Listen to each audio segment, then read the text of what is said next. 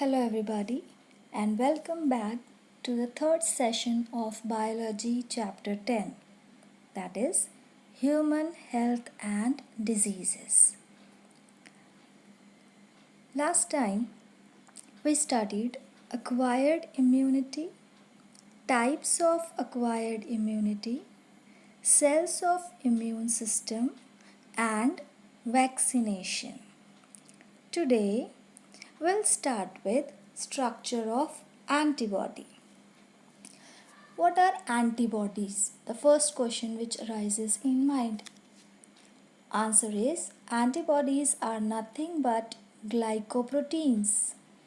They are highly specific to specific antigens, and antibodies are also known as immunoglobulins. These antibodies are produced by plasma cells, and plasma cells are formed by B lymphocytes. Plasma cell produces about 2000 molecules of antibodies per second. You can see on your screen the structure of antibody. Antibody is a Y-shaped structure. It consists of 4 polypeptide chain. This is the first chain. This is the second chain. This one is the third chain, and this one is the fourth chain. These are 4 polypeptide chains, in which 2 long chains are called as heavy chains or H chains, whereas the 2 short chains are called as light chain or L chain. All these 4 chains are combined together with the help of disulfide bond. The region which holds the arm and stem of antibody is considered as hinge. This lower portion or the constant region of this long chain is also called as Fc region. So each polypeptide chains will have 2 regions. One is constant region and second one is variable region. The variable region contains the amino acid sequence which can change. Therefore, the region is called variable region. Whereas the amino acid sequence present in constant region remains same. It does not change. That's why it is called as constant region.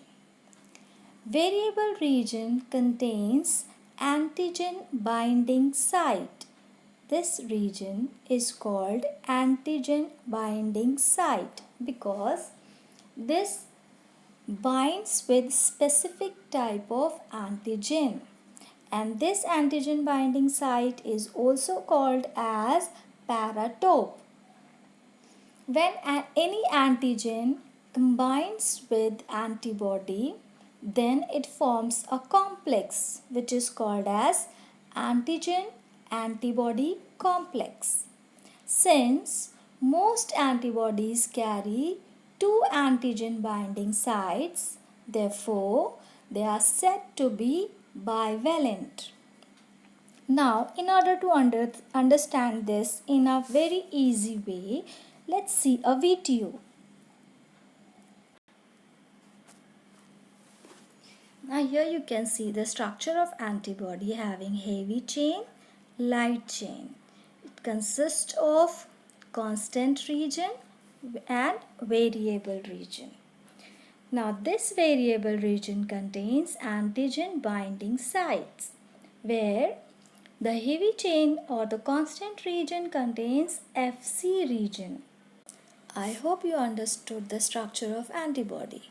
Now, let us move towards the next part, that is antigen antibody complex, a branch of immunology which deals with the study of antigen antibody interactions is called serology. We already studied about immunology. Now, serology is the branch of immunology that deals with the study of antigen and antibody interaction. Here, in antibody, there is a combining site. We studied that site was paratope. In antigen also, there is a combining site. That combining site is called epitope. As antibody was having a site for combination, similarly antigen is also having a site for combination. We can call this as antigenic determinants also. Now let us see the detail of formation of antigen antibody complex. Here you can see on your screen the structure of antigen. These are antigens. Antigen contains here the antigenic determinants. You can see here these are antigenic determinants. These antigenic determinants or epitope reacts with corresponding antigen binding sites, that is paratope of antibodies. Now, because of this, here a particular type of complex is formed. That complex is called antigen antibody complex, and this is in a specific manner.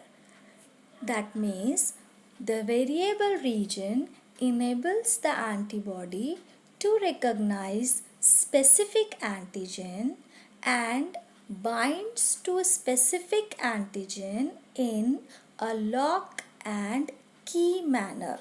So always you will find whenever there is formation of antigen antibody complex, it will be in lock and key manner. Now moving further, we have to study the antigens present on blood cells. We all know about blood group, but what is blood? The first question which arises in our mind is blood. What is blood? Blood is nothing but it is fluid connective tissue. Fluid means it is liquid, and it is called connective tissue because it connects the different parts of our body. There are several known antigens present on the surface of human RBCs. Now these antigens, they give rise to different blood groups. There are number of blood group systems found. Some of them is seen on your screen like ABO blood group system, RH, Duffy, Kidd, Lewis, etc. etc. There are n number of blood group system. But we have to study few amongst this. That is, first we'll study about ABO blood groups. This ABO blood group, that means blood group A, blood group B and blood group O. These three blood groups were discovered by a scientist called Landsteiner. His complete name was Karl Landsteiner, and he was awarded Nobel Prize for his discovery. Now initially it was known that there were only three types of blood group. They were A, B and O. But later on, the students of Landsteiner, that is De Castello and Stirling, they studied blood in detail and they found that one more blood group exists, and that fourth blood group was AB blood group. So now we know that there are four types of blood groups, that is A, B, AB and O. Now, while doing his research, Landsteiner found that there are two antigens present on the surface of human RBCs, and he named them as antigen A and antigen B.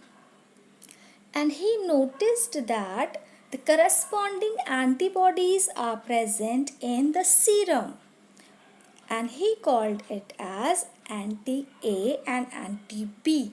If I write capital A and capital B, it indicates the antigen present on the surface of RBCs. If I write small a and B, it indicates the antibodies present in the serum. Now, we know that there are four types of blood groups having two types of antigens and two types of antibodies. In order to study it in detail, you have to see this check table showing ABO blood group. Here you can see easily that if a person is having blood group A, then the genotype can be of two different types. One is the person may have either homozygous condition or heterozygous condition. In homozygous condition, it will show IA and IA, whereas in heterozygous condition, it will show IA, IO genotype. If a person is having blood group B, then it can show two types of condition, either homozygous or heterozygous. Homozygous, it will show IB, IB, and in heterozygous, it will show IB, IO. If a person is having blood group AB, then the genotype will be IA and IB. Here, both of them shows itself, that means they are codominant. If a person is having blood group O, then the genotype will be IO, IO. This genotype IO is a recessive type of blood group or recessive type of genotype, whereas A and B are dominant and AB together is codominant, that means equally dominant. Now, if a person is having blood group A, it will show antigen A on the surface of RBC, whereas antibody B in serum.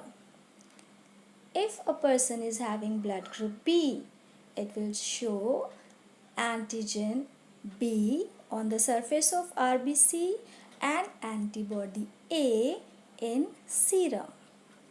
If a person is having blood group AB, then there will be no antibody, but it will contain both antigen A and antigen B on the surface of RBC. If a person is having blood group O, then it will not show antigen, but it will contain both antibodies, that is antibody A and antibody B in serum.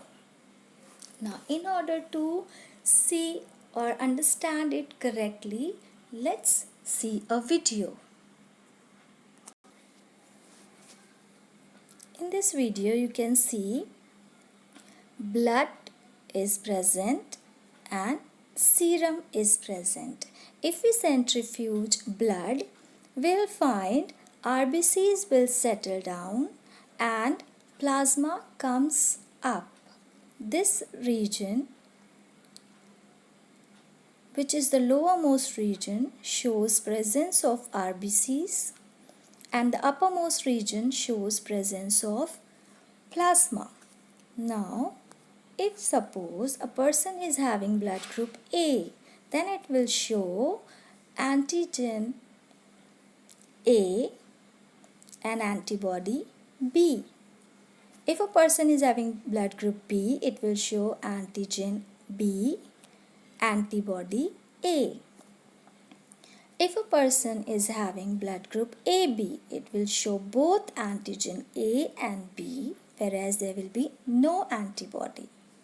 If a person is having blood group O, it will not have antigen, but it will show both antibody A and B. I hope you understood it clearly. Now, how a person can donate blood and receive blood?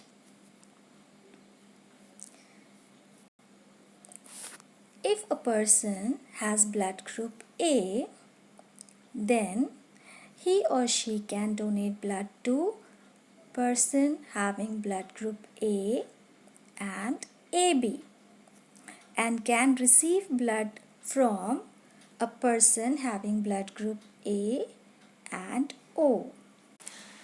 This can happen because if a person having blood group A donates blood to a person having blood group B, then we already know that a person having blood group A contains antigen A and antibody B.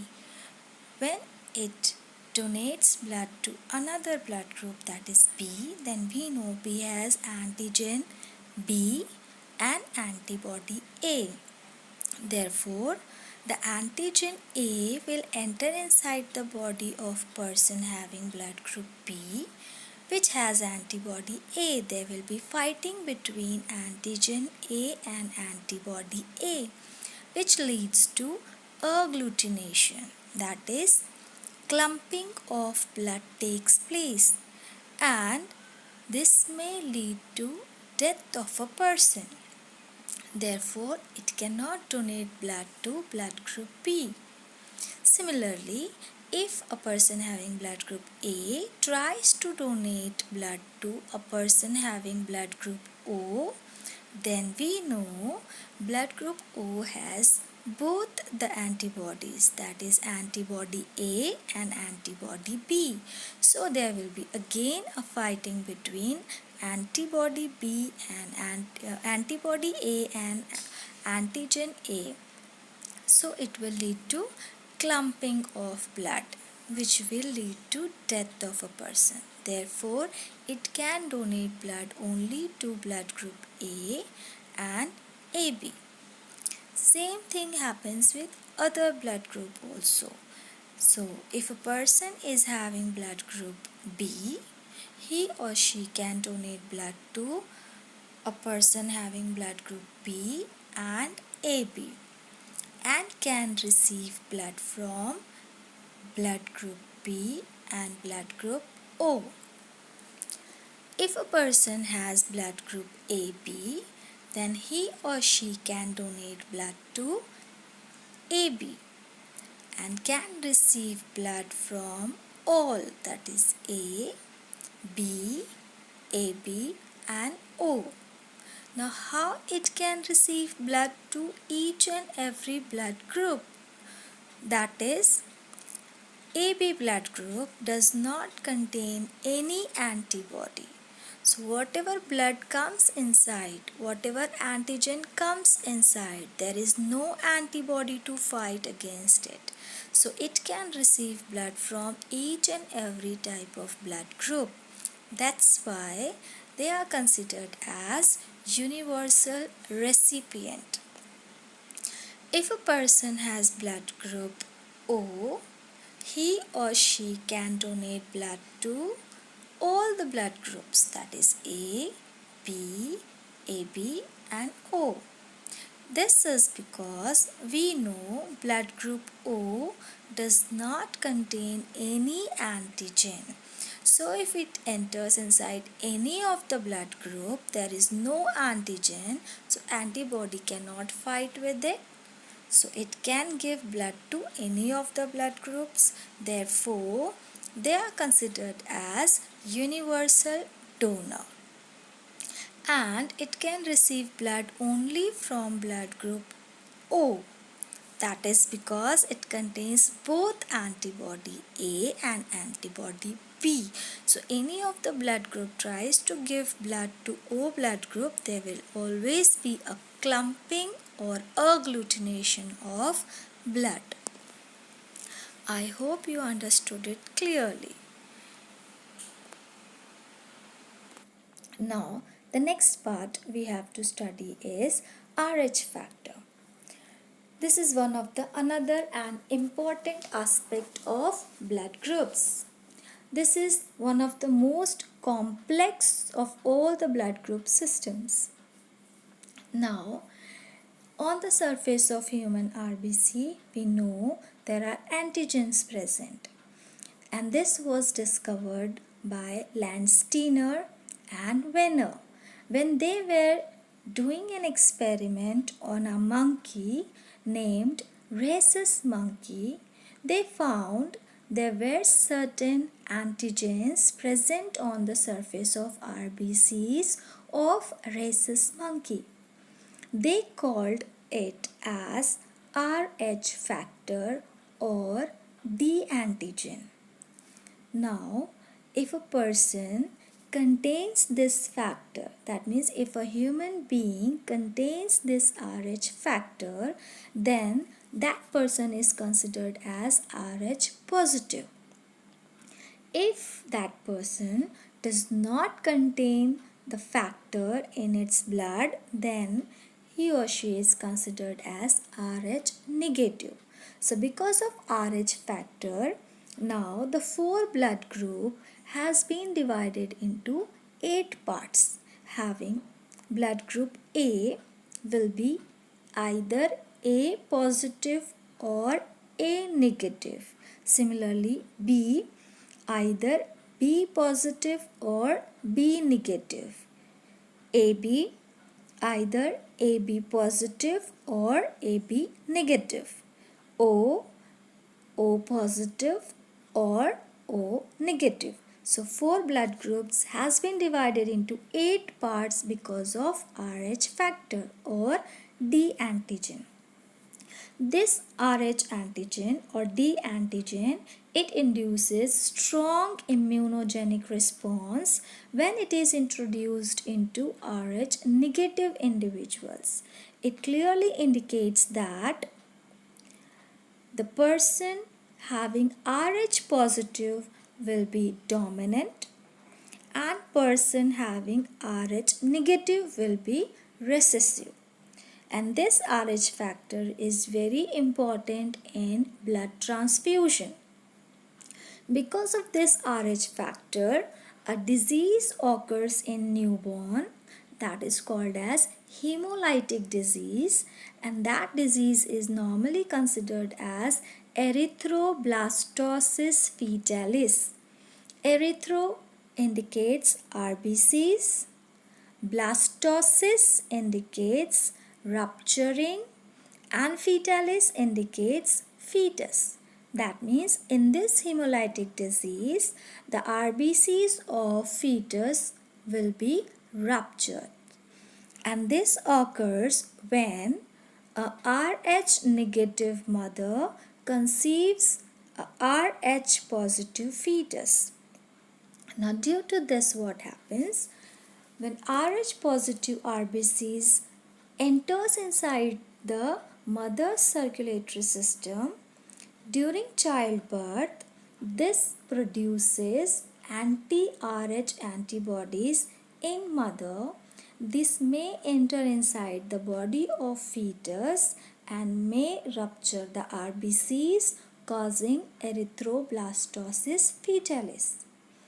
So, in order to remove this disease, in order to get rid of this disease, or in order to prevent this disease, the Rh negative mother is injected with Rh antibody, anti-Rh antibody during all the pregnancies carrying Rh positive fetus. And remember, this occurs only when a Rh negative mother conceives a Rh positive fetus. Otherwise, it does not occur. That's all for the day. Today we studied structure of antibody, Formation of antigen-antibody complex, antigens on blood cells, ABO blood group, and Rh factor. We'll meet in the next video. Till then, take care of yourself, stay home, stay safe. Thank you.